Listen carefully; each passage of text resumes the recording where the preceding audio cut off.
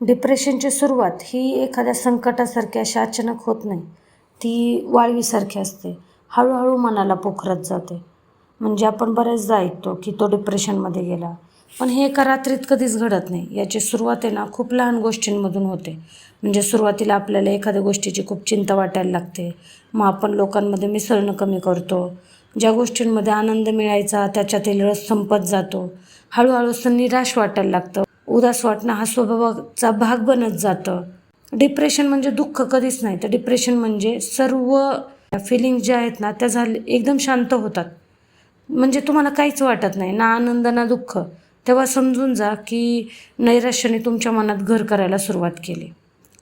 जेव्हा आपल्या आयुष्यातलं भावनिक ओझं आपल्या सहनशक्तीपेक्षा जास्त होतं, इमोशनल बर्डन आपल्या सहनशक्तीपेक्षा जास्त होतं, तेव्हा आपलं मन आहे ना शटडाऊन मोडमध्ये जातं.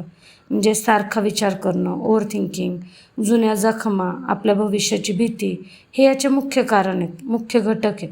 याच्यामध्ये तुमच्या मेंदूमधलं सेरोटोनिन आणि डोपामाइन यांच्यासारख्या आनंदाची जी रसायनं आहेत ना आपली, त्यांची पातळी एकदम कमी होऊन जाते. हे एखाद्या अंधाऱ्या खोलीसारखं आहे, जिथे तुम्हाला दरवाजा कुठे हे माहिती तर आहे, पण तिथपर्यंत चालत जायचं बळच तुमच्या अंगात उरलेलं नसतं.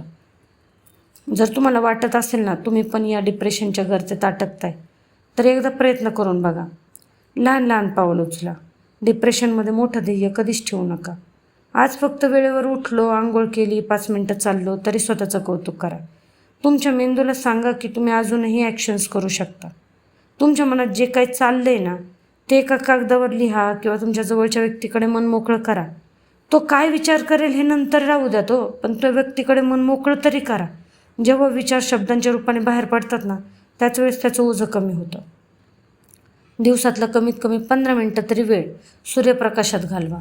सूर्यप्रकाश तुमच्या शरीरामध्ये ना एक नैसर्गिक घड्याळ म्हणजे आपोआप दुरुस्त करतो. त्यामुळे झोप आणि मूड सुधारण्यासाठी मदत होते. आणि खरं सांगते, समुपदेशनाची मदत घ्या. आजार शरीराचा असो किंवा मनाचा, तज्ज्ञाचा सल्ला घेणं हे कमकुवतपणाचं लक्षण कधीच नसतं. जागरूकतेचं लक्षण असतं. कधीकधी आपल्याला फक्त एका योग्य मार्गदर्शनाची सुद्धा गरज असते. लक्षात ठेवा, नैराश्य हा तुमच्या आयुष्याचा पूर्णविराम नाही आहे. तो एक स्वल्पविराम आहे. ढग दाटून आले म्हणून सूर्य संपत नाही. तो फक्त काही काळासाठी, थोड्या वेळासाठी झाकला जातो. तुमची मनशक्ती या अंधाराला चिरून पुन्हा उजेडाकडे नेण्यासाठी पुरेशी समर्थ आहे. स्वतःवरचा विश्वास गमावू नका. हे दिवसही जातील आणि तुम्ही पुन्हा एकदा मनसोक्त हसाल. त्यामुळे स्वतःला सावरण्यासाठी आजच पहिलं पाऊल उचला. जागरूक व्हा.